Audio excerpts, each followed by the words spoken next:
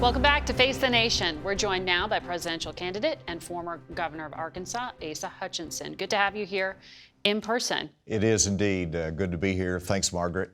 I've got a lot to ask you about, but I do want to pick up on something Nikki Haley continues to raise, and this is this idea of a mental acuity test for anyone over 75. You're 72 years old. If you win the presidency, you'd be right in that range. What do you think of her concept? Do you think that's appropriate? Well, there's a mental acuity test every time you go to Iowa and there's a town hall meeting with the questions from the voters. They do a pretty good job of assessing those issues. As a practical matter, you want a president to be in good health and in charge of, the country in a good mental state. But the tests are not constitutional. And so it's really something that's a throwaway line that catches people's attention. But the voters, I have a lot of confidence in to make the right decisions. If I get in the race, well, I'm in the race. But if I'm the nominee of the party and you've got Joe Biden there, I'll be the youngest person in the race. Okay. Well, I want to ask you about a number of things in terms of who else is in this race. You have already called on Donald Trump to drop out. You've been saying that for some time now. He's not taking your advice.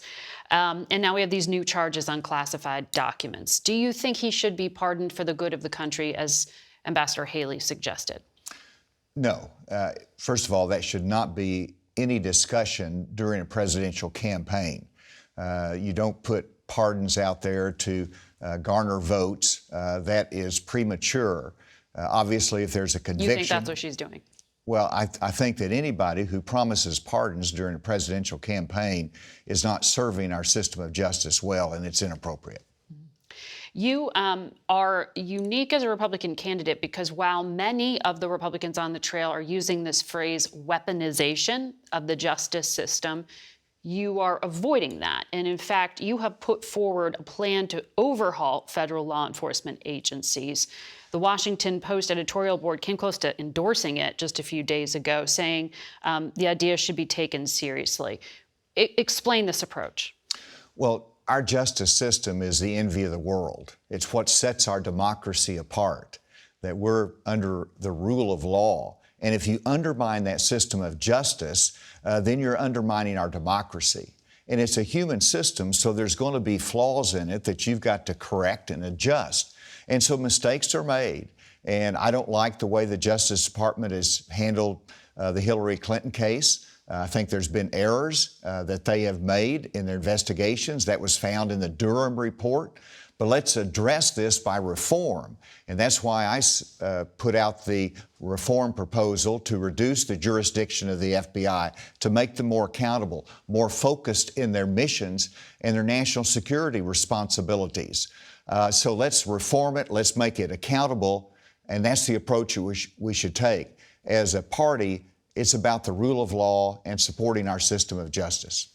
Well, traditionally for Republicans, it was about law and order, but the top three Republican frontrunners are all using this term weaponization. Why is this resonating so much?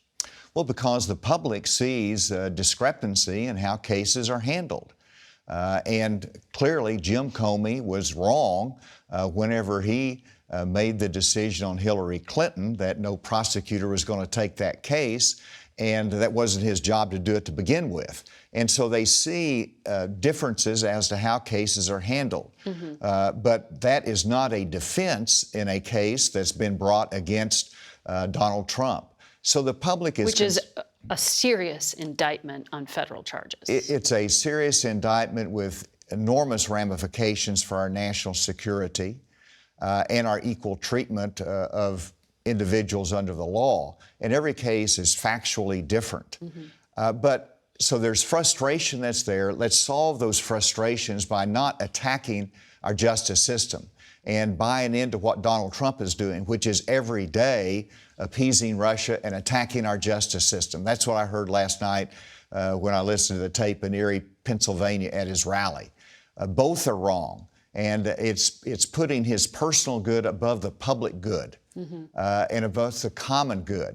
And that's what we should be talking about, and not undermining that system of justice. You're referring there to a reference he made to tying further aid to Ukraine to fight Russia to what happens with law enforcement and congressional Republicans. Which is simply appeasing Russia. That's what he's talking about doing, and then simultaneously attacking our justice system in America. You used to run the Drug Enforcement Agency. Fentanyl is killing a lot of people in this country right now. It's also used for legitimate medicinal purposes by physicians. Should it be a Schedule I drug? How do you stop the fentanyl crisis? Well, it won't make any difference what schedule it is in terms of our enforcement activities. But right now, the precursor chemicals are coming from China, and they have legitimate medical purposes. And so we want good reporting and requirements on what's being shipped out of China. We'd like to see it stop, particularly that which is going to Mexico. But the key is Mexico, because that's where the precursor chemicals are going. The cartels have it. They're making the fentanyl at the labs there.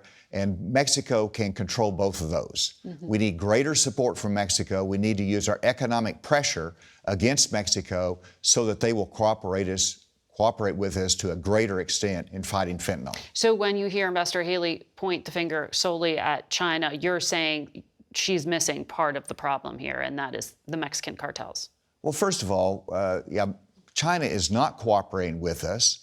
And we have a better chance of getting Mexico's cooperation. And so the solution is better there. And so, yes, let's focus on what we can address. It's also a challenge here in America. We need to use education, the risk, the danger of going on the street and buying a Percocet pill that could be laced with fentanyl. We have to do that education. Governor Reynolds had a great conference there in Iowa educating parents on this. So there's multiple responsibilities and approaches we have to do to go after the crisis we have in fentanyl. Governor Hutchinson, thank you for your time today. Thank you. Good to be with you.